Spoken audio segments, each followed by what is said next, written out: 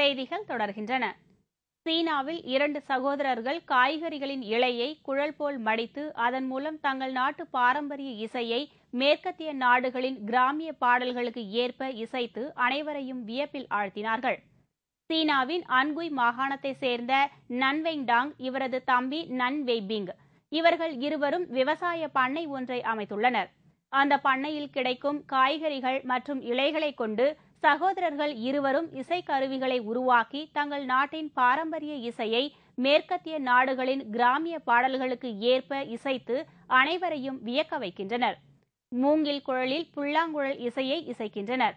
விதவிதமான காய்கறிகளில் வெவ்வேறு வகையான இசையை உருவாக்க முடியும் என்று அந்த இசைக்கலை இரட்டையர்கள் கூறுகின்றனர். சிங்கப்பூரில் சுற்றுச்சூழல் பராமரிப்பை வலியுறுத்தி நட்புறவு ஒளி விளக்குகள் கண்காட்சி நடைபெற்றது.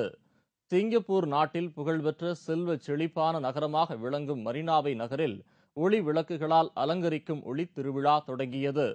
இதில் 31 வகையான விளக்கு அலங்காரங்கள் செய்யப்பட்டிருந்தது. சீன நாட்டு ஒளி விளக்கு வடிவமைப்பாளர் லியூ கேட் என்ற அலங்கார வளைவை பிரம்மாண்டமான லேசர் பீம் விளக்குகளால் அலங்கரித்திருந்தார்.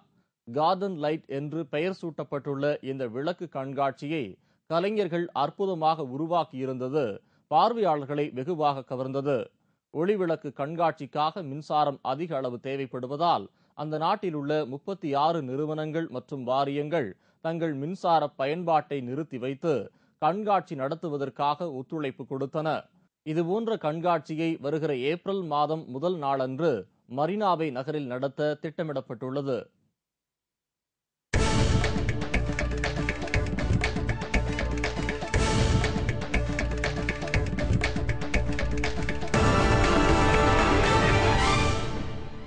ஆசிய கோப்பை கிரிக்கெட் போட்டியில் நாளை நடைபெறும் 2வது லீக் போட்டியில் இந்திய இலங்கை அணிகள் மோதுகின்றன.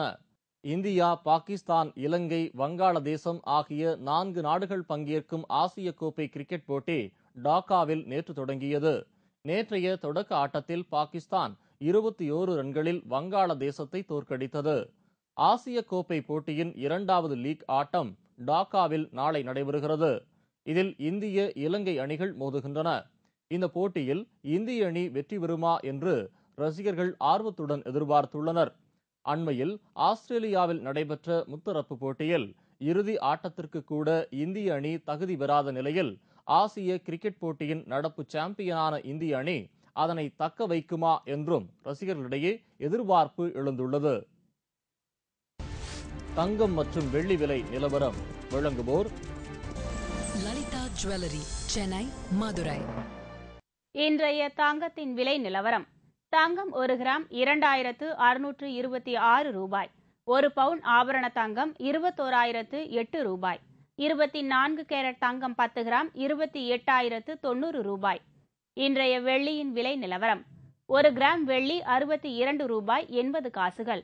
1 கிலோ வெள்ளி 58,710 ரூபாய். மீண்டும் முக்கிய செய்திகள்.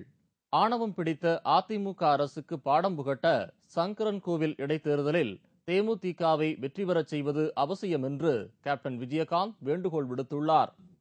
கூடங்குளம் அணு உலையை மூடுவது என்ற பேச்சுக்கே இடமில்லை என்று குடியரசுத் தலைவர் பிரதீபா பாட்டீல் திட்டவட்டமாக தெரிவித்துள்ளார். விடுதலை புலிகள் இயக்கத் தலைவர் பிரபாகரனின் இளைய மகன் பாலச்சந்திரன் சிங்கள இராணுவத்தினரால் கொடுமைப்படுத்தப்பட்டு கொல்லப்பட்ட வீடியோ காட்சி வரும் 14ஆம் தேதி ஜெனீவா மாநாட்டில் ஒளிபரப்பப்பட உள்ளது. இதனால் இலங்கைக்கு நெருக்கடி அதிகரித்துள்ளது. நாடாளுமன்றத்தில் ஐக்கிய முற்போக்கு கூட்டணிக்கு போதிய பெரும்பான்மை ஆதரவு இருப்பதாக பிரதமர் மன்மோகன் சிங் நம்பிக்கை தெரிவித்துள்ளார். இதனிடையே கூட்டணி கட்சிகளுக்கு பிரதமர் மன்மோகன் சிங் நாளை விருந்தளிக்க உள்ளார். இத்துடன் செய்திகள் நிறைவடைந்தன. மீண்டும் செய்திகள் இரவு 10 மணிக்கு. வணக்கம். வணக்கம்.